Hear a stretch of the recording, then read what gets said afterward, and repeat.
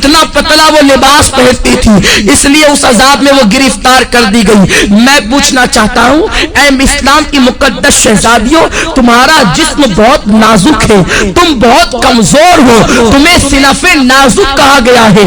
مرد تو مرد ہے، اگر اللہ اپنا عذاب پتھر اور پہاڑوں پر ڈال دے تو پہاڑ بھی اللہ کے عذاب کو برداشت نہیں کر سکتے۔ میری بہنوں، تم اللہ کے عذاب کو کیسے برداشت کر سکو گی؟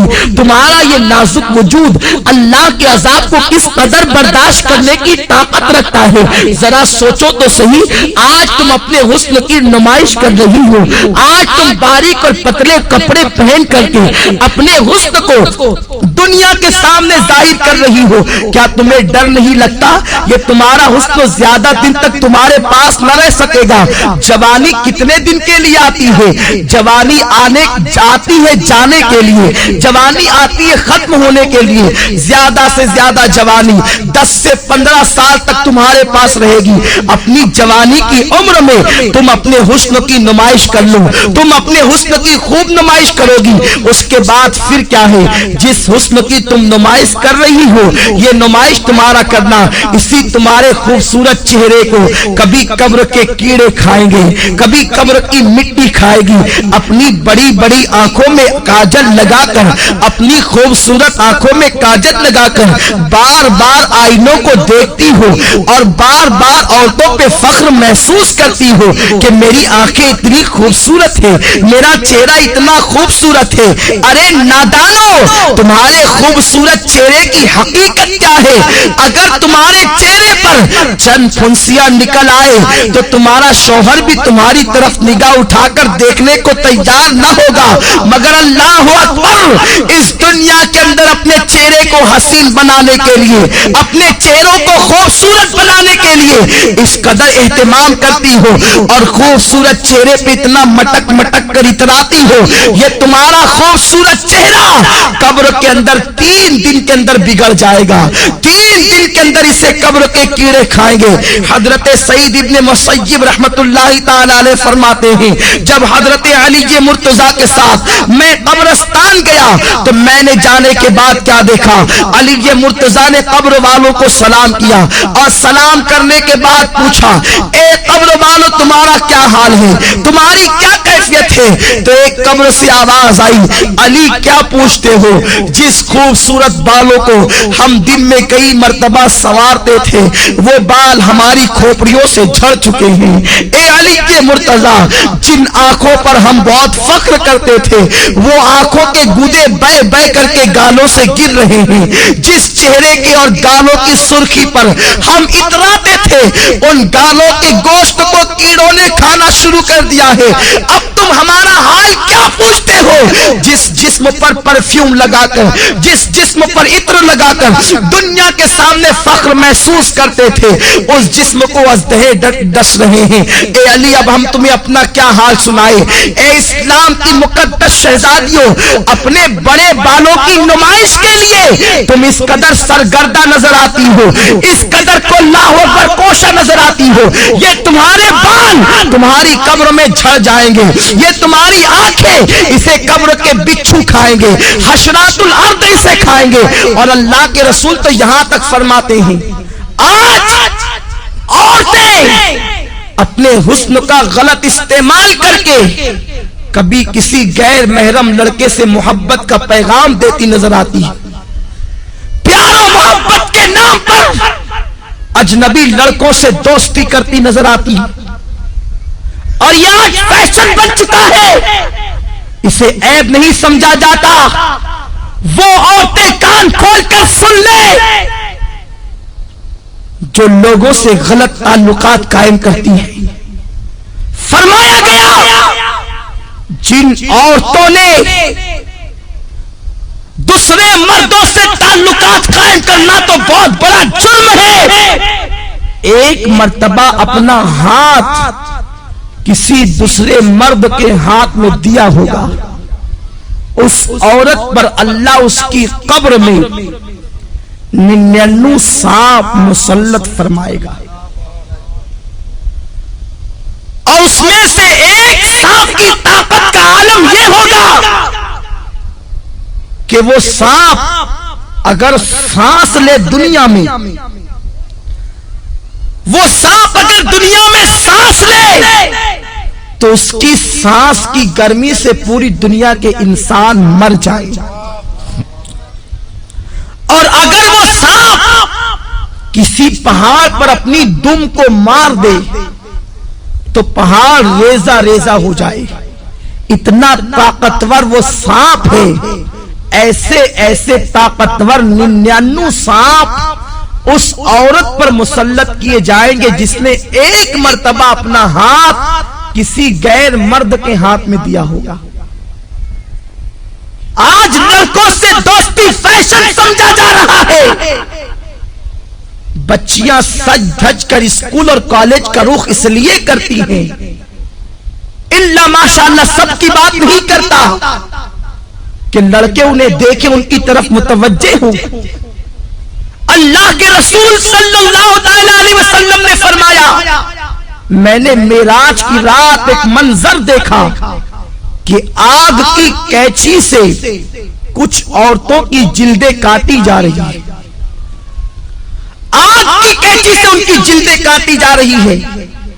جو خواتین آپریشن کو جانتی ہے اور جن کا آپریشن کسی مقام پر یا کہاں ہوا ہے، یا انہوں نے آپریشن کی داستان کو سنا ہوگا تو انہیں معلوم ہوگا کہ جب کسی کی جلد ڈاکٹر کاٹتا ہے تو پہلے اسے بے ہوش کرتا ہے، پھر بڑی نزاکت کے ساتھ ہلکے ہلکے انداز سے کاٹتا ہے، پھر جب ہوش آتا ہے تو انسان کتنا تڑپتا ہے، کتنا بے چین ہوتا ہے، کتنا بے قرار ہوتا ہے۔ بہت احتیاط کے ساتھ اگر بے ہوش کر کے انسان کی جلد کاٹی جائے تو انسان اتنا تڑپتا ہے۔ میری بہنوں ذرا سوچو تو صحیح کہ آگ کی کینچی سے کچھ عورتوں کی جلدیں کاٹی جا رہی تھی۔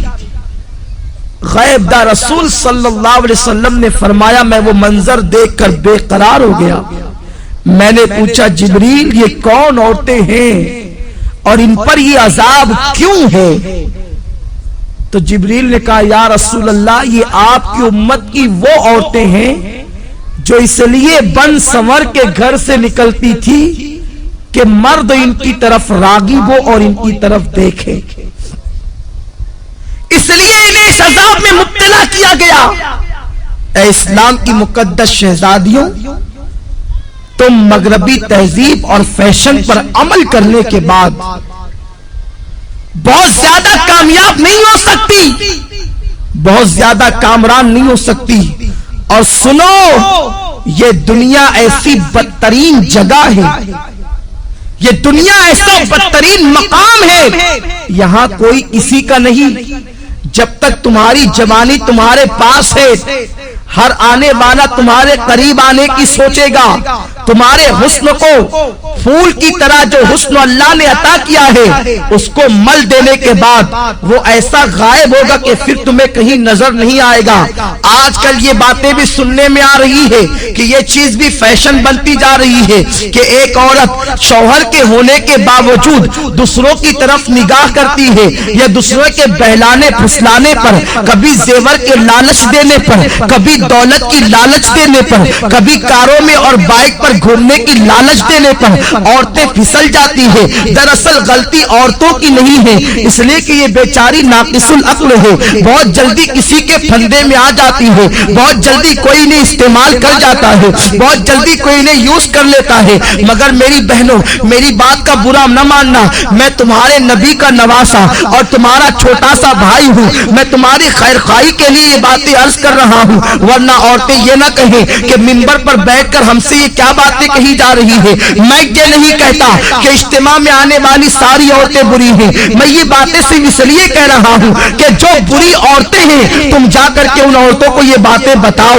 تاکہ وہ استعمال ہونے سے بچ جائیں، تاکہ وہ غلط کاموں سے بچ جائیں۔ میری بہنوں، میں تم سے پوچھنا چاہتا ہوں، تمہارے پاس جوانی زیادہ دن تک رہنے والی نہیں ہے، 10 سے 15 سال تک تمہاری جوانی تمہارے پاس رہے گی۔ اور سنو، اللہ کے رسول صلی اللہ تعالی علیہ وسلم نے فرمایا، عورتوں کا سب سے بڑا زیور عورت کی شرم و حیا ہے۔ جو عورت جتنی با حیا ہے وہ عورت اتنی زیادہ زیادہ معزز ہے, وہ عورت اتنی زیادہ مکرم ہے. سنو, اگر تمہارا شوہر غریب ہے, اگر تمہارا شوہر بہت زیادہ نادار و مفلس ہے, تب بھی اسی شوہر کے ساتھ وفاداری کرو, اس کے ساتھ غداری مت کرو. اگر کوئی انسان کتنا ہی زیور کا لالچ دے, کتنی دولت کا لالچ دے, کتنے ہی کاروں میں بائک پہ گھومنے پھرنے کا لالچ دے, کبھی کسی کی طرف نگاہ اٹھا کر نہ دیکھنا. اس لیے کہ اگر دنیا کے اندر کسی کے زیور کے لالچ میں پھنس کر, اگر کسی دنیا دار انسان کی لالچ میں آ کر تم اپنی آبرو کا سودا کر بیٹھو گی, تم اپنی عزت کا سودا کر بیٹھو گی, سب کچھ چلا جائے گا. دنیا میں عزت بھی چلی جائے گی اور آخرت میں تم جہنم کا ایندھن بنو گی. اور اگر تم نے اپنی عزت کو سنبھال کر رکھا, اپنی حیا کو سنبھال کر رکھا اور غریب شوہر کے ساتھ تم نے وفاداری کے ساتھ اپنے شوہر کے ساتھ وفاداری کی, تو نبی کا فرمان سنو. میرے آقا فرماتے ہیں جو عورت اپنے غریب شوہر کے ساتھ وفاداری کے ساتھ رہتی ہے, اپنی آبرو کا سودا نہیں کرتی, ایسی عورت کو اللہ میری بیٹی فاطمہ کے ساتھ بغیر حساب و کتاب جنت میں داخل فرمائے گا. اب اگر تم بغیر حساب و کتاب جنت میں داخل ہونا چاہتی ہو سیدہ فاطمہ کے ساتھ, تو اپنی آبرو کا سودا نہ کرنا, کسی کے لالچ دینے میں نہ آنا. یہ زیور کیا حیثیت رکھتے ہیں, زیوروں کی کیا حیثیت ہے, سونے چاندی کی کیا حیثیت ہے, اچھے لباس کی کیا حیثیت ہے, کاروں کی کیا حیثیت ہے, دنیاوی سواریوں کی کیا حیثیت ہے. جب تمہاری موت آئے گی تو سن لو, بڑھاپے میں مرنا ضروری نہیں ہے, جوانی میں بھی تمہیں موت آ سکتی ہے. اللہ اکبر. جب تمہیں موت آئے گی, اگر تم نے اپنی حیا کو بیچ کر زیورات حاصل کیے ہوں گے, یہی زیورات تمہارے بدن سے نکال لیے جائیں گے. اچھے اچھے لباس تم نے جو جمع کیے ہوں گے وہ لباس بھی تم سے چھین لیا جائے گا, اور تمہیں کیا پہنایا جائے گا, سادہ سا سمپل سا 2 گز سفید کپڑا جسے دنیا کفن کہتی ہے, وہ کفن تمہارے بدن سے لپیٹا جائے گا. کافور کی وہ غمگین خوشبو تمہارے بدن سے لگائی جائے گی. تمہاری سہیلیاں آج جو تم سے کہتی ہے چل اس غربت میں کیا رکھا ہے, اس غربت میں کیا رکھا ہے, چل چل کر عیش کی زندگی گزار. یاد رکھنا ان ظالموں کی بات کبھی مت سننا. اے سیدہ فاطمہ کی کنیزاؤں, نبی نے اپنی بیٹی کا نکاح کسی کروڑ پتی کے ساتھ نہیں کیا تھا, نبی نے اپنی بیٹی کا نکاح ایسے علی کے ساتھ کیا تھا جس کے پاس گھر بھی رہنے کو موجود نہ تھا. حضرت علی کے میں سے میرے آقا کہتے ہیں علی میں فاطمہ کے ساتھ تمہارا نکاح کرنا چاہتا ہوں. علی ایسے تھے اس وقت ان کے پاس مہر دینے کے لیے پیسے بھی نہ تھے, کپڑے پہنانے کے لیے پیسے بھی نہ تھے. عرض کرتے ہیں یا رسول اللہ, نہ مہر دینے کے پاس میرے پاس پیسے ہیں, نہ کپڑا خریدنے کے لیے میرے پاس پیسے ہیں. حضور فرماتے ہیں میری زیرہ لے کر کے جاؤ, اسے بازار میں بیچ دو اور کپڑے خرید کر کے لاؤ اور فاطمہ کا مہر ادا کرو. میں پوچھنا چاہتا ہوں, نبی چاہتے تو اپنی بیٹی کا نکاح کسی دولت مند کے ساتھ کر دیتے. بڑے بڑے دولت مند میرے سرکار کی بیٹی کا ہاتھ مانگنے کے لیے آئے تھے, مگر نبی جانتے تھے اگر میں نے اپنی بیٹی کا نکاح کسی دولت مند کے ساتھ کر دیا تو میری امت کی بیٹیوں کا کیا ہوگا, میری امت کی بیٹیاں زندگی کیسے گزارے گی. نبی نے اپنی بیٹی کا نکاح ایک غریب علی کے ساتھ کر کے دنیا کو بتا دیا کہ غریب شوہر کے ساتھ ایمانداری اور وفاداری کے ساتھ اپنی زندگی کو گزار دینا یہ نبی کی بیٹی فاطمہ کی سنت ہے, تمام جنتی عورتوں کی سردار کی سنت ہے. میرے آقا علیہ الصلوۃ والتسلیم کی کنیزاؤں سیدہ فاطمہ اتنے غریب ہی کے عالم میں اپنی زندگی کو گزارتی تھی کہ اپنے ہاتھوں سے چکی خود پیستی تھی. چکی پیسنے سے ہاتھوں میں چھالے پڑ گئے تھے, مشکیزہ بدن پر رکھ کر کے پیٹھ پر لاد کر مشکیزے سے پانی لاتی. نبی کی شہزادی کے پیٹھ پر اس مشکیزے کے کالے کالے نشان پڑ گئے تھے. میری بہنوں تم بھی تو اچھا لباس پہنتی ہو, نبی کی بیٹی تو 72 پیون لگی ہوئی ایک چادر اوڑھتی تھی اور ایک چادر کے علاوہ نبی کی بیٹی کے پاس دوسری کوئی چادر موجود نہ تھی. تم تو 3 مرتبہ پیٹ بھر کر کے کھانا کھاتی ہو, نبی کی بیٹی تو 3 دن تک کے فاقے کرتی تھی. کیا نبی کی بیٹی کی زندگی زندگی تمہارے لیے نمونہ نہیں ہے؟ کیا نبی کی بیٹی کی زندگی تمہارے لیے اسوہ حسنہ نہیں ہے؟ ذرا سوچو تو صحیح، تم 3 مرتبہ پیٹ بھر کے کھا کے اللہ اور رسول سے بے وفائی کرتی ہو، اور وہ 3 دن فاقہ کر کے اتنی نماز کی پابند تھی کہ 5 وقت کی نماز بھی پڑھتی، تہجد بھی پڑھتی، اور جب نفل نماز پڑھتی تو ایک سجدے کے اندر پوری رات گزر جاتی اور سبحان ربی الاعلیٰ کا ترانہ گنگناتی۔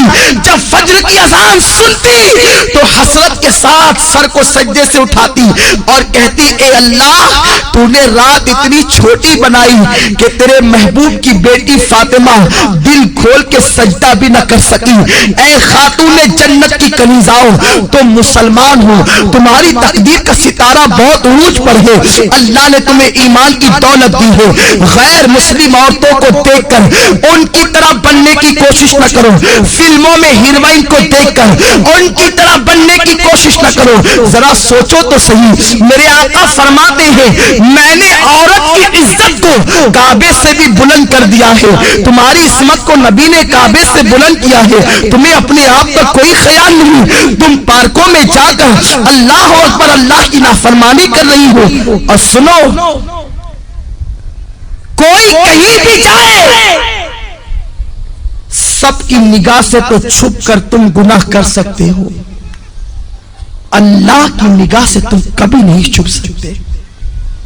قرآن کہتا ہے ان اللہ کان علیکم رقیبا، تم جہاں کہیں ہو اللہ تم پر سخت نگرانی فرما رہا ہے۔ دوسرے مقام پر میرے رب نے فرمایا واتقوا اللہ ان اللہ خبیر بما تعملون، اللہ سے ڈرو کہ وہ تمہارے ایک ایک پل کی خبر رکھتا ہے۔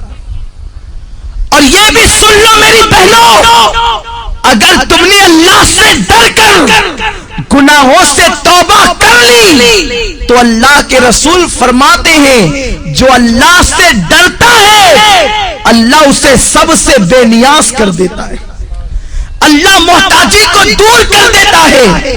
جو اللہ سے ڈرتا ہے اللہ اسے ایسی جگہ سے روزی عطا کرتا ہے جہاں پر اس کا گمان بھی نہیں جاتا۔ آؤ میں آپ کو استقامت فی الدین کے حوالے سے اور اللہ کے خوف کے حوالے سے ایک بڑی پیاری حکایت پیش کروں۔ امام یافعی علیہ رحمت و رضوان فرماتے ہیں میری بہنیں غور سے سنیں اور اللہ کا خوف اپنے دل کے اندر پیدا کریں۔ جب ایک عورت اللہ سے ڈر کر گناہوں کو ترک کر دیتی ہے تو اللہ اس کے مقام کو کتنا بلند فرما دیتا ہے۔ امام یافعی رحمت اللہ تعالی علیہ فرماتے ہیں 2 دوست تھے، دونوں میں بہت زیادہ پیار و محبت تھی، ایک دوسرے سے بڑی محبت کرتے تھے، مگر ایک نوجوان کی کیفیت یہ تھی کہ وہ جلتے ہوئے انگاروں میں ہاتھ ڈال دیتا، اس کے ہاتھ پر آگ اثر نہیں کرتی تھی، وہ جلتے ہوئے کڑاہوں میں ہاتھ ڈال دیتا، تیل کی کڑک اس کے ہاتھ پر اثر نہیں کرتی تھی، وہ بڑے بڑے انگارے ہاتھ سے پکڑ لیتا، آگ اس کے ہاتھ کو نہیں جلاتی تھی۔ لوگ حیران رہتے تھے آخر اس کے اندر خصوصیت کیا ہے، اس کی خاصیت کیا ہے کہ آگ اس کے ہاتھ پر اثر نہیں کرتی۔ ایک مرتبہ اس کا جو بہت زیادہ قریبی دوست تھا اس نے پوچھا یار ذرا یہ تو بتا آخر آگ تیرے ہاتھوں کو کیوں نہیں جلاتی ہے، تو آگ کو ہاتھ میں لے لیتا ہے آگ تیرے ہاتھ پہ اثر کیوں نہیں کرتی ہے، یہ تو بہت تعجب کی بات ہے۔ اس نوجوان نے کہا یہ بہت بڑا راز ہے دوست میں نہیں بتا سکتا۔ آخرکار اس نے بہت زیادہ پریشر کیا اور پھر اس دوست نے کہا سن لے اگر تو میرے اس راز کی بات کو سننا چاہتا ہے تو سن، میری بہنوں سے کہتا ہوں میری بہنوں تم بہت غور سے اس حکایت کو سنو، شاید یہی حکایت آپ کی زندگی کے اندر انقلاب پیدا کر دے۔ وہ نوجوان کہتا ہے میرے بھائی دراصل معاملہ یہ ہے میں نوجوان تھا، میں نے جوانی کی دہلیز پہ قدم رکھا، میرے پاس حسن بھی تھا، میرے پاس دولت بھی تھی، میرے پاس سب کچھ تھا، میں بڑے مالدار باپ کا بیٹا تھا۔ جب میں نے جوانی کی دہلیز پہ قدم رکھا تو مجھے عیاشیوں کی فکر ہوئی۔ ظاہر سی بات ہے جب انسان کے پاس دولت آتی ہے تو وہ عیاشی کی طرف بڑھتا ہے, وہ کسی نہ کسی کی عصمت کا سودا کرنے کا سوچتا ہے. وہ نوجوان کہتا ہے ایک رات میں کھانا کھا کے گرمیوں کے موسم میں اپنے گھر کے اوپر کے چھت پر ٹیرس پر گھوم رہا تھا, ٹہل رہا تھا. میں نے کیا دیکھا کہ میرے گھر کے سامنے ایک بہت خوبصورت لڑکی ٹہل رہی ہے. جب میں نے اس لڑکی کو دیکھا تو اس سے میرے دل میں محبت پیدا ہو گئی. میں نے اس لڑکی سے گفتگو کرنا چاہی. میں نے اس لڑکی سے کہا تجھے جتنی دولت چاہیے لے لے, مگر تم میرے ساتھ میں جیسا کہوں ویسا ہی کرنا. مگر وہ لڑکی کوئی معمولی لڑکی نہیں تھی, وہ آج کل کی آوارہ لڑکیوں کی طرح, آج کل کی اسکول اور کالج کی اپنی مرضی سے جینے والی لڑکیوں کی طرح لڑکی نہیں تھی. اس لڑکی کے ماں باپ نے اس کی پرورش ٹی وی اور وی سی آر کے سائے میں نہیں کی تھی, بلکہ وہ لڑکی ایک نیک اور پرہیزگار ماں باپ کی بیٹی تھی. اس کے ماں باپ نے اس کی پرورش جو ہے وہ ناولوں کے سائے میں, ہیروئن اور ہیرو کی زندگی کے سائے میں نہیں, بلکہ سیدہ فاطمہ کے کردار کے سائے میں کی تھی, قرآن مقدس کی تعلیم کے سائے میں کی تھی. جب اس لڑکی کے سامنے اس نوجوان لڑکے نے دولت کو پیش کر کے اس کی عصمت کا سودا کرنا چاہا تو لڑکی نے بڑا پیارا جواب دیا, اے نوجوان لذت کے لیے گناہ مت کر, لذت چلی جائے گی گناہ باقی رہ جائے گا. لذت کے لیے گناہ مت کرو, یہ لذت چلی جانے والی چیز ہے, اور گناہ ایک مرتبہ گناہ کے دفتر میں لکھ دیا گیا وہ ہمیشہ باقی رہے گا. ارے ایک گناہ کا عذاب انسان برداشت نہیں کر سکتا, انسان ہزاروں گناہ کرتا. قرآن کہتا ہے اِنَّ بَطْشَ رَبِّكَ لَشَدِيدٌ, تیرے رب کی پکڑ بڑی سخت ہے. اے میری بہنوں, کم از کم اپنے آپ سے تو تم محبت کر لو. اللہ کا عذاب بڑا خطرناک ہے. ساری دنیا مل کر اس کے ایک چھوٹے سے عذاب کو برداشت نہیں کر سکتی. تم اتنے گناہ کر کے اتنے بے باکی کے ساتھ زندگی گزارتے ہو, تمہیں اللہ کا ڈر نہیں ہے, تمہیں مرنا نہیں ہے, کہ تمہیں قبر میں نہیں جانا ہے. وہ نوجوان کو اس لڑکی نے کہا لذت کے لیے گناہ مت کر, لذت چلی جائے گی گناہ باقی رہ جائے گا. وہ نوجوان کہتا ہے میں اس لڑکی کے پیچھے لگا رہا. وہ لڑکی مجھے اللہ سے ڈراتی رہی. آخر کیا ہوا, ہمارے شہر میں قحط سالی کا زمانہ آیا, سوکھا پڑ گیا, قحط پڑ گیا. ہر غریب امیر کے دروازے پر بھکاری کی طرح کھڑے ہو گئے. میں مالدار باپ کا بیٹا تھا, میرے باپ نے مجھے بہت سارا اناج دیا, کہا بیٹا تقسیم کرو. میں اناج تقسیم کر رہا تھا کہ میرے دروازے پہ وہ لڑکی بھی چلی آئی. میں نے اس لڑکی کو قطار میں دیکھا, میں خوش ہو گیا کہ آج اپنی دل کی خواہش پوری کروں گا. میں نے جلدی اپنے نوکروں سے کہا کہ اس سب کو دے کر کے بھگا دو, اور اس لڑکی کو میں نے اپنے کمرے میں بلایا. لڑکی سے پوچھا کیا بات ہے, کیوں آئی ہو, آنے کی وجہ کیا ہے. لڑکی نے کہا اے نوجوان, تو جانتا ہے کہ میری شادی ہو چکی ہے اور میرے 3 بچے ہیں. میں ماں ہوں, میرے بچے بھوک کی وجہ سے تڑپ رہے ہیں.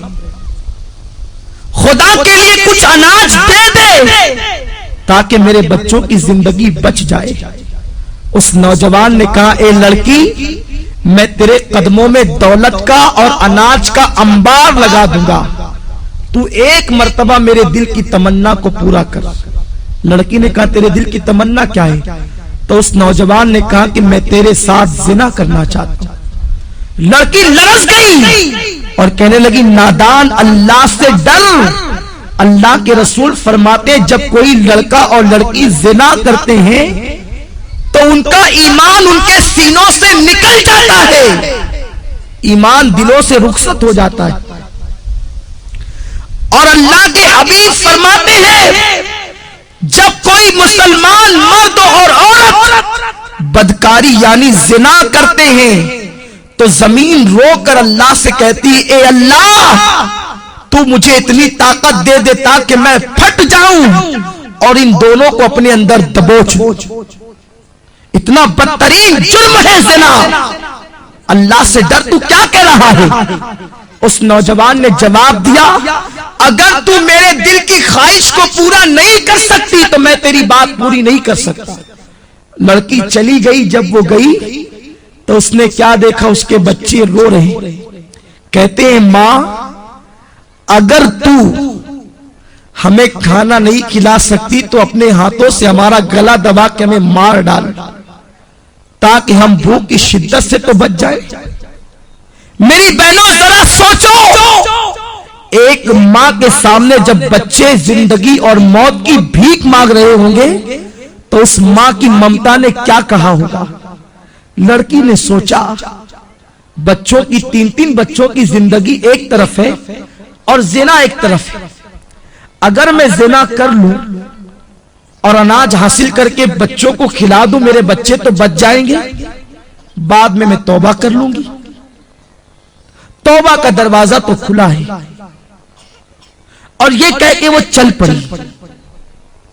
یہ شیطان کا سب سے خطرناک جال ہے کہ ابھی تو گناہ کرو بعد میں توبہ کر لیں گے۔ ہمیشہ سوچو تمہارے پاس گارنٹی کیا ہے کہ تمہیں گناہ کرنے کے بعد توبہ کا موقع ملے گا؟ کیا گناہ کرتے کرتے مر گئے تو کیا ہوگا؟ ہمارے محلے کی بات ہے، ایک خاتون رات 12 بجے کے بعد فلم دیکھ رہی تھی، گھر میں اکیلے تنہا بیٹھے، فلم دیکھتے دیکھتے اس کا انتقال ہو گیا۔ پورے محلے میں ہنگامہ ہو گیا کہ اس عورت کا انتقال فلم دیکھتے دیکھتے ہوا۔ محلے کے 80% لوگوں نے اس کا جنازہ نہیں پڑھا، اور آج بھی دنیا اس پہ لعنت و ملامت کر رہی ہے۔ کہیں ایسا تو نہیں کہ کوئی گناہ کرتے کرتے آپ کو ہی موت آ جائے اور ساری دنیا قیامت تک آپ کا ذکر کر کے آپ کو ملامت کرے؟ تو یہ مت سوچنا کہ گناہ کرنے کے بعد توبہ کا موقع مل جائے گا۔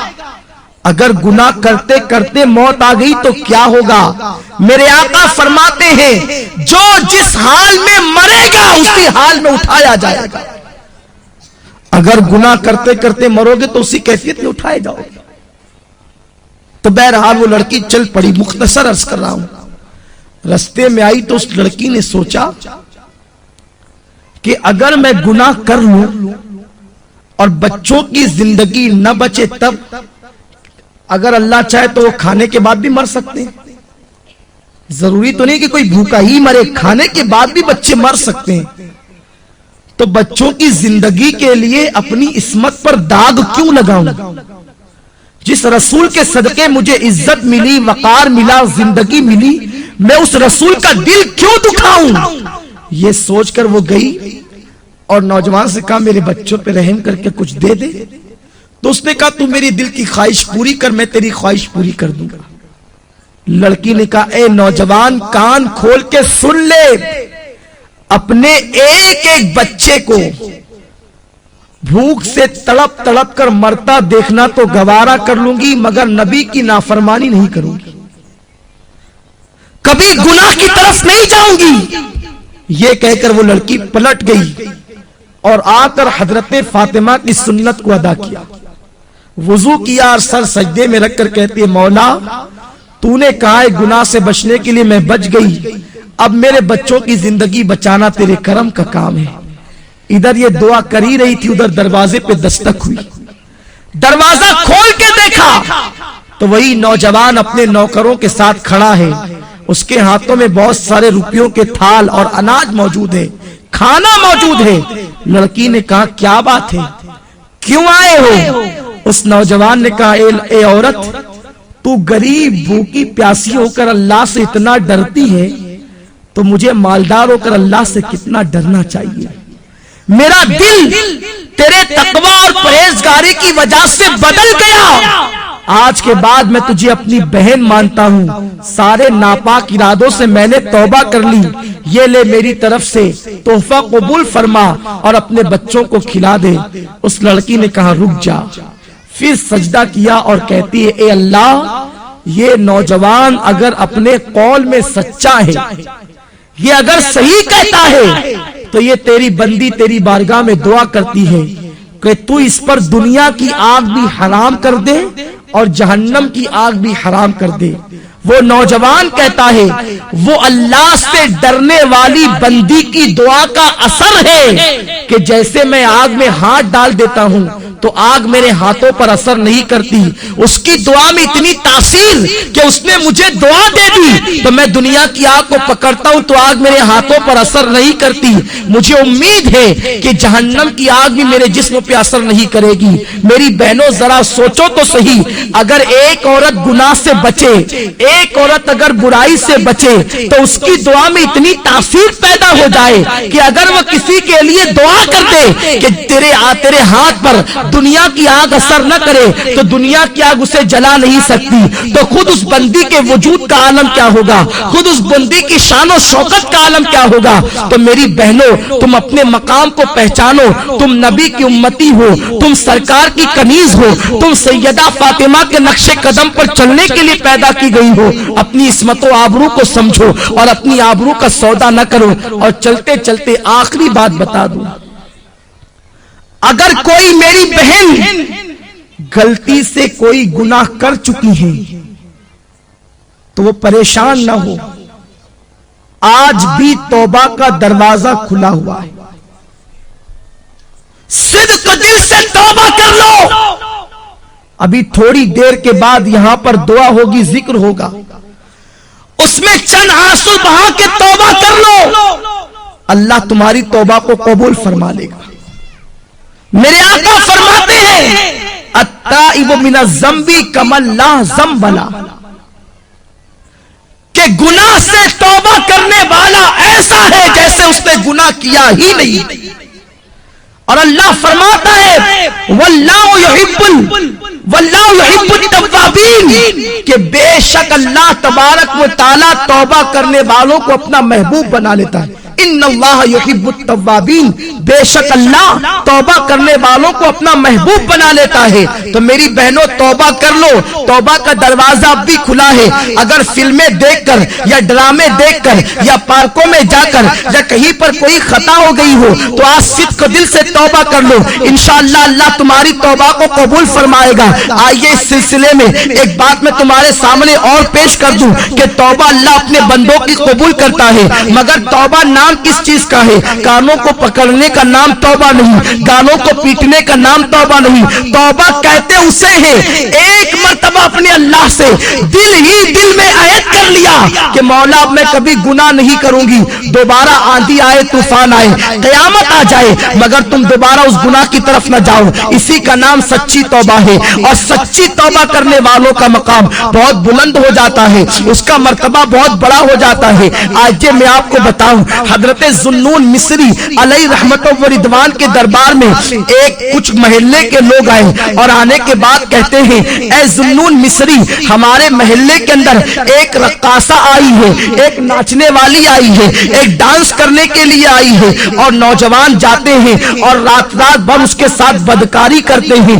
اس طریقے سے وہ ماحول خراب کر رہی ہے, پورے محلے کا معاشرہ تباہ ہو رہا ہے. میری بہنوں ذرا غور سے سنو, اللہ کیسا کریم و رحیم ہے, اللہ کیسا ستار و غفار ہے. حضرت ذوالنون مصری اللہ کے ولی تھے. اللہ اکبر. جب ان کے دربار میں محلے کے لوگ آئے کہ محلے میں گناہ ہو رہا ہے, ایک عورت تباہی مچا رہی ہے, نوجوان کھچے کھچے اس کی طرف جا رہے ہیں, اسے محلے سے نکال دو. اللہ اکبر. مگر سنو, اگر کوئی گناہ کرے تو اسے محلے سے نکالنے کی کوشش نہ کرنا. گناہ کرنے والوں کو کبھی حقیر مت سمجھو. ہمیں گناہ سے نفرت کرنے کا حکم دیا گیا ہے, گنہگار سے نفرت کا حکم نہیں دیا گیا. ہمیں مرض سے نفرت کا حکم دیا گیا ہے, مریض سے نفرت کا حکم نہیں دیا گیا. گناہ مرض ہے, گناہگار مریض ہے. اگر تم مریض سے نفرت کرو گے تو گنہگاروں کا علاج کون کرے گا؟ میرے آقا نے تو بڑے بڑے گنہگاروں کو سینے سے لگایا. ہمیں کیا حق بنتا ہے کسی گنہگار کا گناہ اوپن کر کے اس کا مذاق اڑانے کا؟ تو میری بہنوں, اگر تمہارے محلے کے اندر کوئی عورت گناہ کرتی ہوئی پکڑی جائے یا کوئی عورت کسی کا گناہ تمہارے سامنے اوپن ہو جائے تو اس کی تشہیر مت کرنا, بلکہ اس کے قریب جا کر اس کی اصلاح کرنے کی کوشش کرنا, اسے گناہ سے روکنے کی کوشش کرنا. حضرت ذوالنون مصری کی بارگاہ میں محلے کے لوگ آ کر کہتے ہیں اس رقاصہ کو نکال دو. اس زمانے کے لوگ لوگ کتنے حساس تھے, کتنے متقی اور پرہیزگار تھے کہ ایک عورت گناہ کرنے کے لیے آئی تھی, پورا محلہ مخالفت کر رہا تھا. یہاں تو پورا محلہ کے محلہ گناہ کرتا ہے, کوئی مخالفت کرنے والا نہیں, کوئی منع کرنے والا نہیں. بہرحال حضرت ذوالنون مصری نے فرمایا وہ عورت فاحشہ ہے نا, وہ عورت بدکارہ ہے نا, وہ عورت زنا کرواتی ہے, وہ عورت بدکاری کرتی ہے, ٹھیک ہے تم چلے جاؤ, انشاءاللہ میں اس کا علاج کر دوں گا. اس کے بعد حضرت ذوالنون مصری رحمت اللہ تعالی علیہ جاتے ہیں اور جانے کے بعد اس کے دروازے پر بیٹھ جاتے ہیں. جب اس کے دروازے پر بیٹھ جاتے ہیں, محلے کے جتنے لڑکے آتے ہیں ذوالنون مصری جیسے ولی کو دیکھ کر بھاگ جاتے ہیں. حضرت ذوالنون مصری ان نوجوانوں کو سمجھاتے ہیں برائی نہ کرو, یہ بہت بری چیز ہے, اس سے روزی ختم ہوتی ہے, اس سے چہرہ مسخ کیا جاتا ہے, اس سے چہرہ بدل جاتا ہے, اس سے انسان تباہ ہوتا ہے, اس سے انسان بدنام ہوتا ہے, اس سے انسان کی زندگی کم کر دی جاتی ہے. غرض کے زنا کی برائیاں وہ بتا رہے ہیں. وہ عورت سج دھج کے گھر میں بیٹھی ہے کہ آج میرے یہاں کون آتا ہے. سارے لڑکوں کو شام ہی سے ذوالنون مصری نے رخصت کر دیا اور اس کی کنیز جب دروازے پر آئی تو ذوالنون مصری اس سے کہتے ہیں تیری مالکہ سے کہنا آج تجھ سے ملنے کے لیے ذوالنون آ رہا ہے, ایک رات کی قیمت کیا ہے. وہ لرز گئی کہ حضرت ذوالنون مصری اتنے بڑے ولی کہلاتے ہیں اور وہ میری رات کی قیمت پوچھ رہے ہیں. کنیز نے آ کر بہرحال بتا دیا. حضرت ذوالنون مصری اتنی قیمت لے کر کے گئے اور اس لڑکی سے کہتے ہیں میں تو یہ قیمت دے رہا ہوں, اب رات بھر تمہاری میرے قبضے میں ہے, رات بھر تمہاری میرے پاس ہے, جیسا میں کہوں گا تمہیں ایسا ہی کرنا پڑے گا. لڑکی نے کہا میرا کام تو دولت کمانا ہے, تم جو کہو گے میں وہی کروں گی. اس کے بعد حضرت ذوالنون مصری نے اس کو پیسے دیے اور فرمایا آج کی تیری رات میرے لیے ہے. فرماتے ہیں بیٹی اسلام کی بیٹی ہر بیٹی اسلام کی بیٹی ہوا کرتی ہے, یہ تو نے جو قیمت لی ہے اب جلدی سے جا کے غسل کر اور یہ نیا لباس میری طرف سے پہن لے. اس لڑکی نے غسل کیا, لباس پہنا. وہ عجیب سوچ رہی تھی کہ میرے ساتھ ذوالنون جیسا بوڑھا کیا کرے گا. حضرت ذوالنون مصری رحمت اللہ تعالی علیہ اس لڑکی سے کہتے ہیں بیٹی آج رات تجھے کچھ نہیں کرنا ہے. مصلی بچھاتے ہیں اور پیچھے اس لڑکی کو کھڑا کرتے ہیں اور اس کے بعد کہتے ہیں بیٹی تجھے نماز پڑھنا ہے. اس فاحشہ زانیہ عورت نے کہا اے ذوالنون آج تک نماز کسے کہتے مجھے نہیں معلوم. ایک مسلمان ماں کے گھر میں پیدا ہوئی تھی مگر میری ماں نے غربت کی وجہ سے مجھے اس کاروبار پہ لگا دیا. اس کے بعد سے آج تک میں تو مسلمان رہی مگر نہ نماز کیا ہے مجھے نہیں معلوم, کلمہ کیا ہے مجھے نہیں معلوم.